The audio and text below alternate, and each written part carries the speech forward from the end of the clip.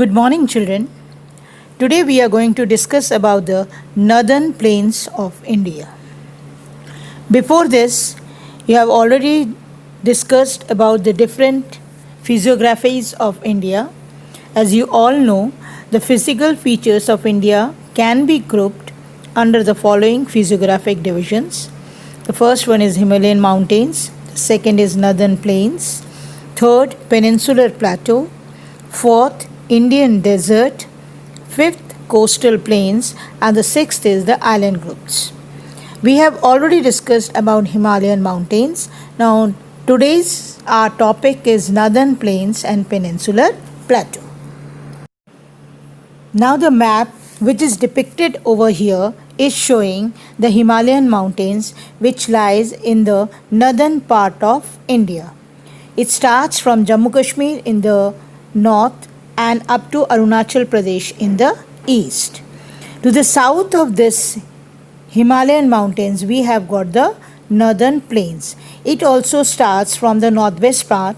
The first state is Punjab and the northeastern state we have got Assam. This is the extension of northern plains in India. Now the objective of the lesson is the Great Northern Mountains, the Great Northern Plains, the Great Peninsular Plateau, the Great Desert, the Coastal Plains, the Eastern and the Western Ghats, and the Island Groups. This is your lesson number 9 of your geography. Today we will discuss the Northern Plains and the Great Peninsular Plateau, which is given in your books page on 102 and 103. Before we start, let's discuss some cross questions. The first one is name the physical division of India. Number 2, where does the Himalayan mountains lie? Number 3, name the 3 important ranges of Himalayas. Number 4, name some important rivers which rise from Himalayas. Number 5, name the important glaciers found in Himalayas. Number 6, what is the average height of Himadri? Number 7, name the important peaks of Himadri. Number 8, what is the speciality of Himachal? Number 9, name some important dunes of Shivalik. And number 10, the highest peak of India. Now this map is showing the major physiographic divisions of India. In the north we can see with the brown color the Himalayan mountains are shown, which is starting from the northwestern part of India and stretching up to the northeastern part. We are going to discuss about the plains which is in the south of these mountains. The other map is also showing the mountains in the north, and with the green color we can see the northern plains about what we are going to study now. Now children, let's discuss some new words. The first one is fertile. The fertile means the soil capable to grow crops. Number 2, tributaries. Tributaries means small streams joining big streams. Number 3, alluvial plain, the fine soil brought down by the rivers. Number 4, khadar, new alluvial. Number 5, Bangar, old alluvial. Number 6, Bhabhar, area at the foothill having rocks and pebbles. Number 7, mouth of river, the point where rivers enter the sea. Number 8, delta, triangulated area near to the sea having fertile soil. Now we are going to study about the northern plains. The northern plains broadly is divided into 3 sections: the Punjab plain, the Ganga plain, and the Brahmaputra plain. Now the map which is depicted over here, you can see number 1 is marked as the Punjab plain, number 2 is the Ganga plain, and number 3 is the Brahmaputra plain. These plains are the most fertile plains in the world, and these are the plains which are highly populated in the world also. Now we are going to study about the Great Northern Plains. The Great Northern Plains lie to the south of Himalayas and north of Peninsular Plateau. This plain is formed by the alluvial soil brought down by the rivers. The Great Plains lie in the states of Punjab, Haryana, Uttar Pradesh, Bihar, West Bengal, and Assam. You have already studied about all these states in the map previously. I hope you know where they are situated. Now the plain is divided into three parts: the Satluj plain, the Ganga plain, the Brahmaputra plain. The main rivers of this plain is River Satluj and its tributaries, River Ganga and its tributaries, and River Brahmaputra and its tributaries. We are going to show all these things in the map, which is going to come in the video as you will proceed. Now see the map. All the green part which is given over here, that shows the northern plains. It is starting from Punjab, next is Haryana, then it is Delhi, then Uttar Pradesh, then Bihar, then West Bengal and Assam. All these states are the part of northern fertile plains or Ganga, Brahmaputra, Satluj plain. Now you can see the rivers. In the Punjab plain, the most important river is Indus shown, that is a part of Pakistan, but actually now Satluj is the most important river. In the central part, the Ganga is the most important river, and in the northeastern part, Brahmaputra is the most important river. Now let's start with the reading. The Great Northern Plains. These plains are situated to the south of the Himalayas and to the north of Peninsular Plateau. These plains are very fertile and flat. These are formed by the alluvial deposits laid down by the Himalayan rivers, especially by the Indus, the Ganga, the Brahmaputra, and their tributaries.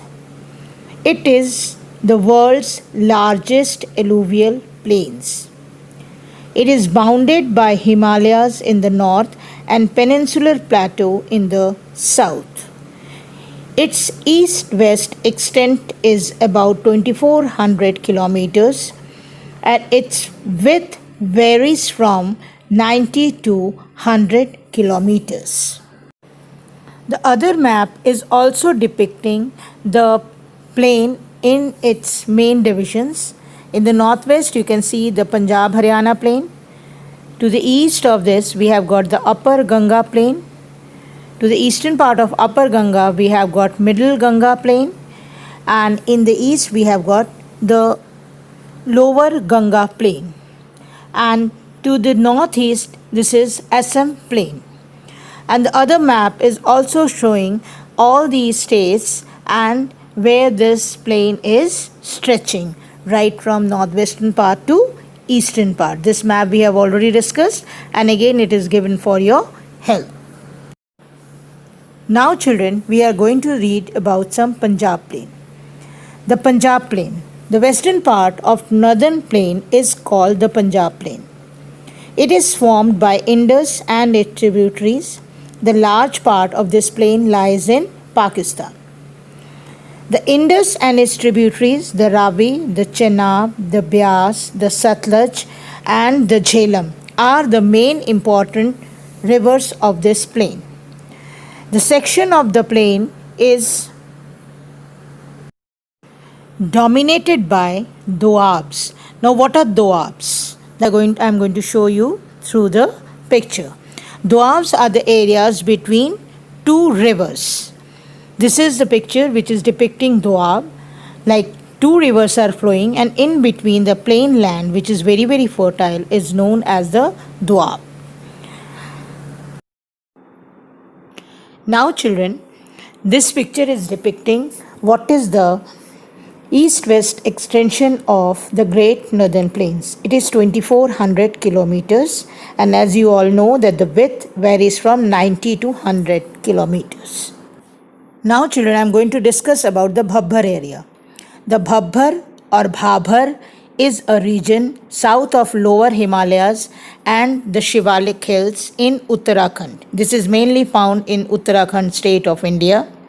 It is the alluvial apron of sediments washed down from the Shivaliks. Means the sediments are brought down from the Shivaliks and the Shivaliks along the northern edge of Indo-Gangetic plain. It is found on the northern edge of Indo-Gangetic plain.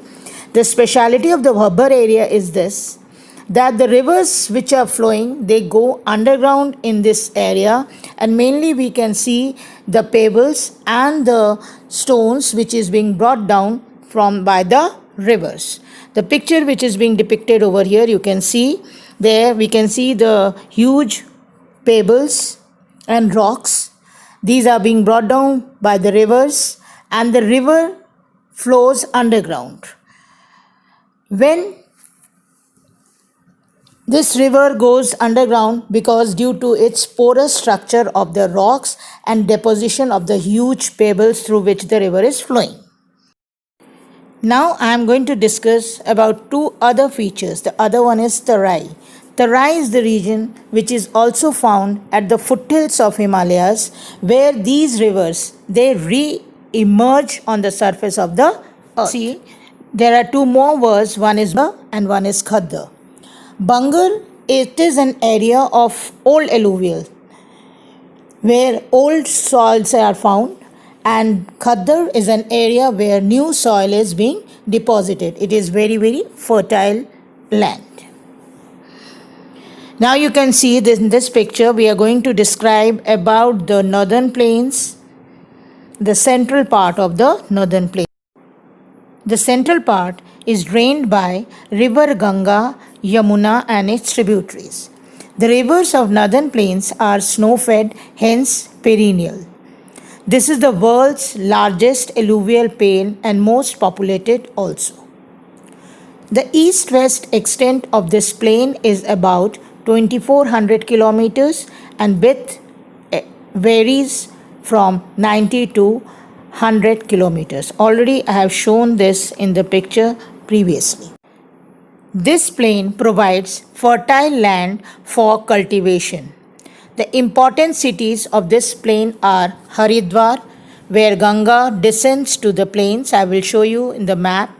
Allahabad, where Ganga and Yamuna meets, known as Sangam. And Kolkata, where Ganga is nearing to Bay of Bengal. Important other cities are Kanpur, Patna, etc. It makes the largest delta of Sundarbans. Now you can see in this picture, you can see Haridwar in the top north, then we have got Kanpur, then Allahabad, then Varanasi. Kanpur, which is situated on the banks of river Ganga. Allahabad is the place where river Ganga and Yamuna meets. Varanasi, it is also on the banks of river Ganga. And at the end you can see Kolkata, where this river enters into Bay of Bengal, and over here it is joined by river Brahmaputra also from the north and makes the world's largest delta in this area, West Bengal and Bangladesh. Now let's inquire, let's read. I have already discussed all these beforehand. Now we are going to do the readings. Alluvial deposits, these are the terms which are being given in your book. These are very fine soils brought down by the rivers. They are deposited in the river basins and they are very, very fertile, and mostly all the crops are grown in the alluvial deposits only. Khaddar, the area of new alluvium, is called Khaddar. It faces flood conditions almost every year and receives new alluvium. It is fertile region and it is mostly found at the mouth of the rivers. Bangar, it is an area of old alluvium. Bangar region lie above the flood affected areas. Bangar is less fertile as compared to Khaddar. If we are talking about India, in Punjab we get the Bangar soil, and in West Bengal we get the Khaddar soil, that is the new alluvial, and that in Punjab we get the old alluvial. Next is Bhabhar and Tarai. Bhabhar consists of porous structured rocks and deposition of huge pebbles through which the rivers flow underground, while in the Tarai regions the rivers re-emerge on the surface. It is found on the foothills of Himalayas. I have already discussed with you previously. Next is tributary, a river or stream which contributes its water to the main river by discharging it into the main river from either side. Like Ganga, it's having its tributaries, Son, Gandak, Kosi from north, Chenab, Jhelum and Beas are the tributaries of river Indus. Mouth of the river, this is the point where rivers enter into the sea. World's largest delta. The Ganga-Brahmaputra Delta forms the world's largest delta, the Sundarban Delta. It is triangular in shape. It is the area of land formed at the mouth of the river. The delta got its name Sundarbans from the trees which are found over there in the delta and which is known as the Sundari trees. From the Sundari trees, the delta is being named as Sundarban Delta. Now you can see the picture of Haridwar, Har Ki Pauri, where river Ganga descends on the plains. Before this, Ganga is flowing in the mountains, and at Haridwar it descends on the plains. The other picture is also depicting the scene of Har Ki Pauri. It is in Haridwar. The next picture is of Varanasi, which is situated on the banks of river Ganga, as I have shown you on the map before.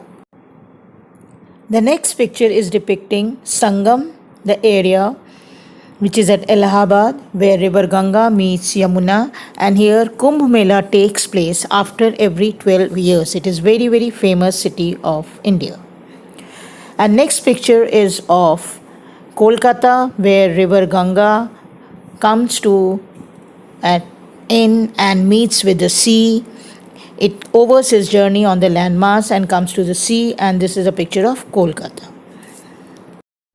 Now children, we are going to discuss about Brahmaputra Valley.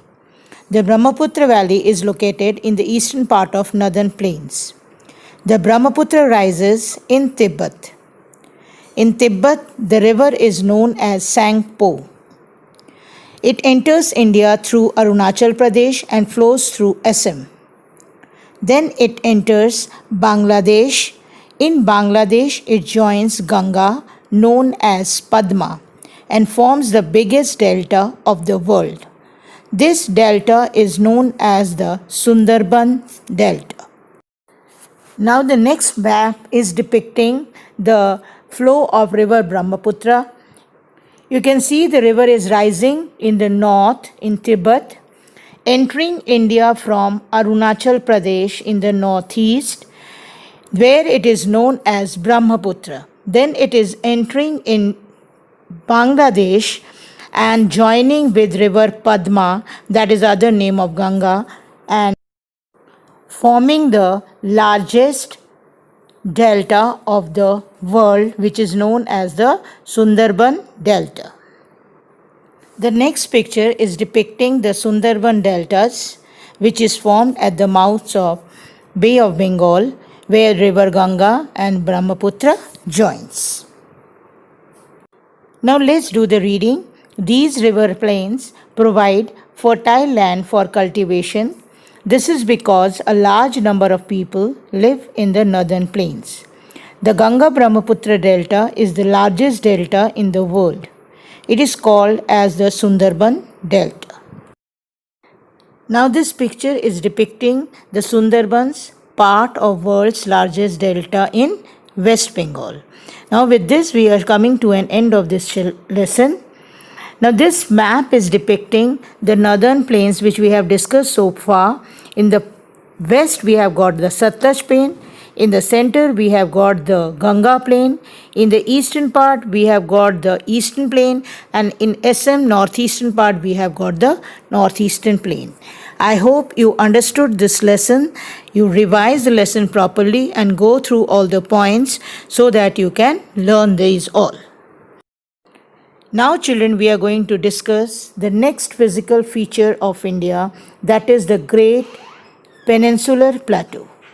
As you all know, the physiography of India is Himalayan mountains in the north, we have already discussed, the northern plains in the south of Himalayan mountains, and now we are going to discuss the Peninsular Plateau, which is depicted with orange color in the center of India.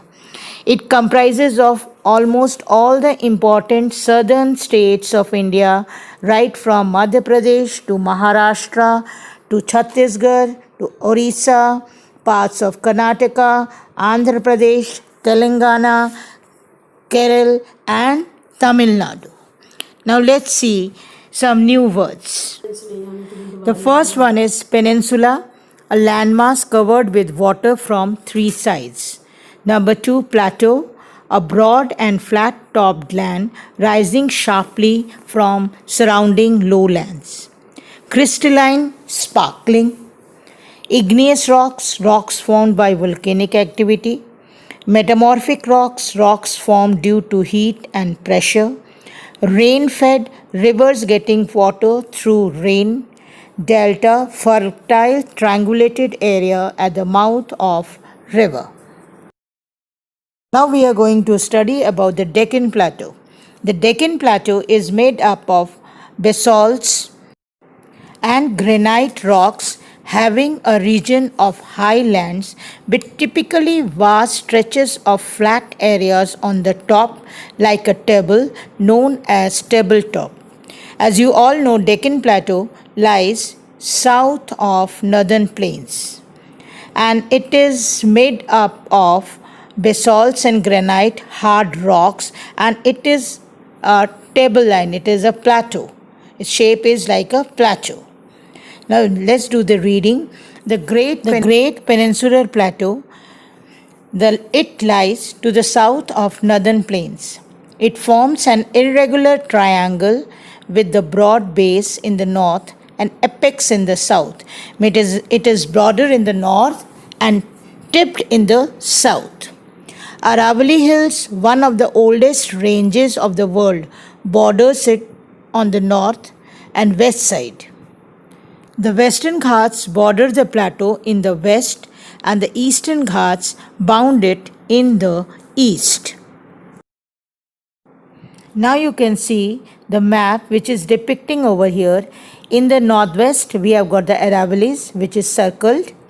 In the west side it is bounded by Western Ghats which is marked with the red color sign, and the eastern side it is bounded by Eastern Ghat which is again marked with red pen. So this is how in between this the Deccan Plateau or the Peninsular Plateau is situated.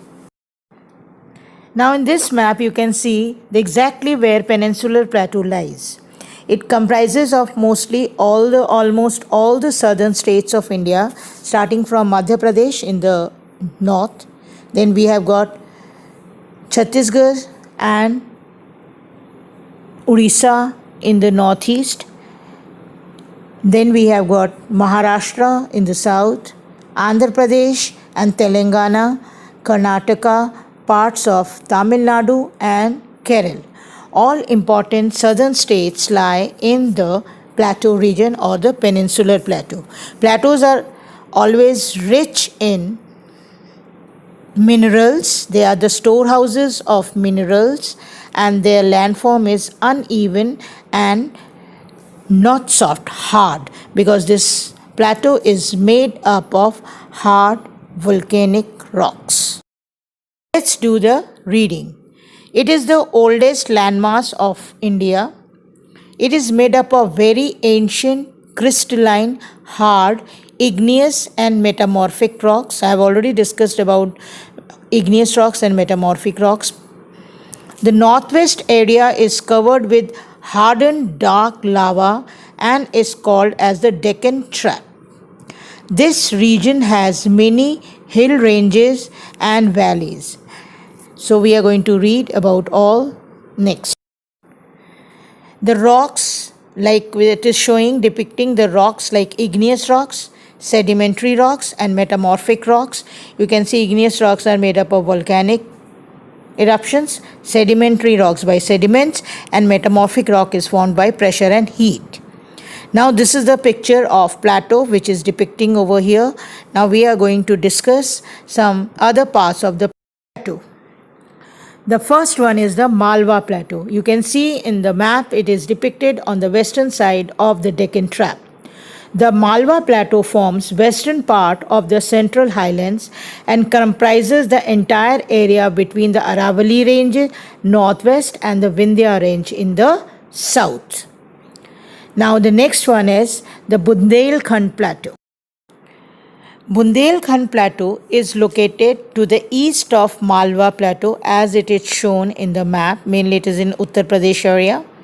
The Bundelkhand is spread over southern Uttar Pradesh and northern Madhya Pradesh. Total geographical area is around 70,000 square kilometers. The next one is Bagelkhand. Located in the east of Bundelkhand Plateau, the Bagelkhand is a region of central India in the northeastern Madhya Pradesh and adjacent southern part of Uttar Pradesh. The total area is 14,323 square meter. Now next we are going to discuss about most important part of this plateau, that is the Chota Nagpur Plateau, which is also known as the storehouse of the minerals. The Chota Nagpur Plateau is a plateau in the eastern India which covers much of Jharkhand state as well as adjacent parts of Orissa, West Bengal, Bihar and Chhattisgarh. This is the storehouse of minerals and all types of minerals are found over here. This picture is depicting the Aravallis in the northwest of the Central Highlands or the Deccan Plateau.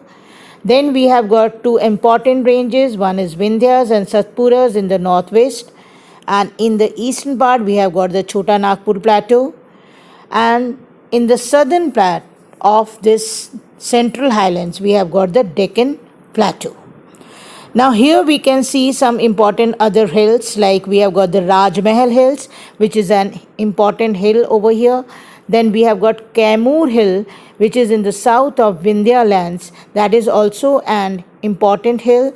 And in the eastern part we have got the Mahikal Hill, which is also very, very important in this region.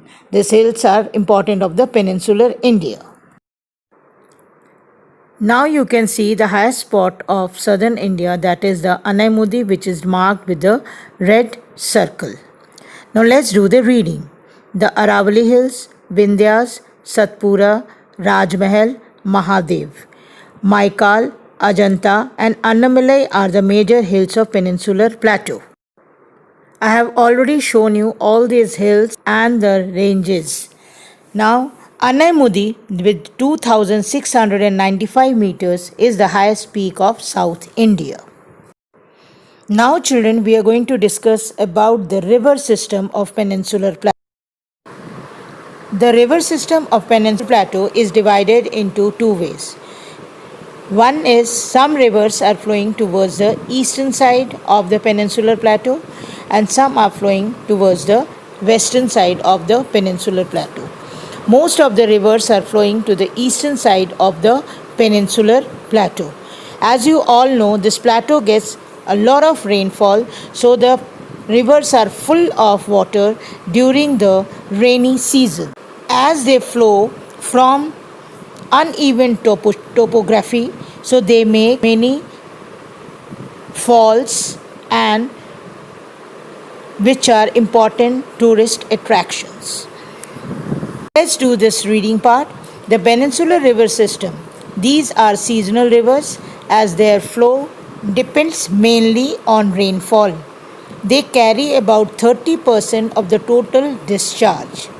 These can be divided into following characteristics.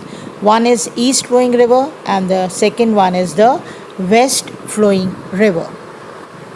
Now the next map is showing the rivers of peninsular plateau which flow towards the eastern side.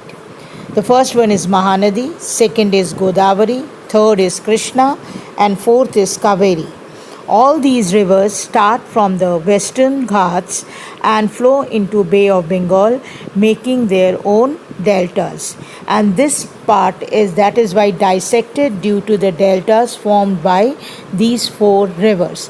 And these all rivers are rain fed and they overflow in the month of rains. Now next is west flowing rivers. Narmada rises from Amarkantak Plateau in the northwestern Deccan Plateau and enters into Gulf of Khambhat.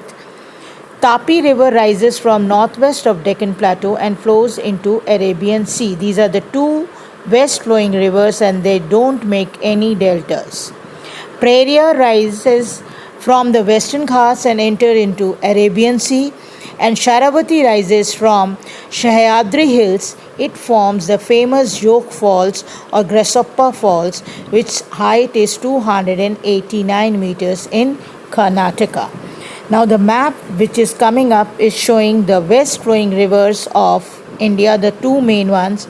The first one is Narmada and the second one is Tapi. They flow in Arabian Sea and they don't make any delta over here because they are flowing from the rugged plateau area of the peninsular plateau. To the reading. In the south, the western Ghats and the eastern Ghats converge at Nilgiri Hills. I have already shown you beforehand. The important rivers of peninsular plateau are Narmada, Tapi, Mahanadi, Godavari, Krishna and Kaveri. The Narmada or Tapi are the west flowing rivers and drain into Arabian Sea, while the Mahanadi, Godavari, Krishna and Kaveri are east flowing rivers and they drain into Bay of Bengal. All these peninsular rivers are rain fed, means they have water during the rainy season. These rivers overflow in the rainy season and dry up in the summer season. In the summer season they have less water.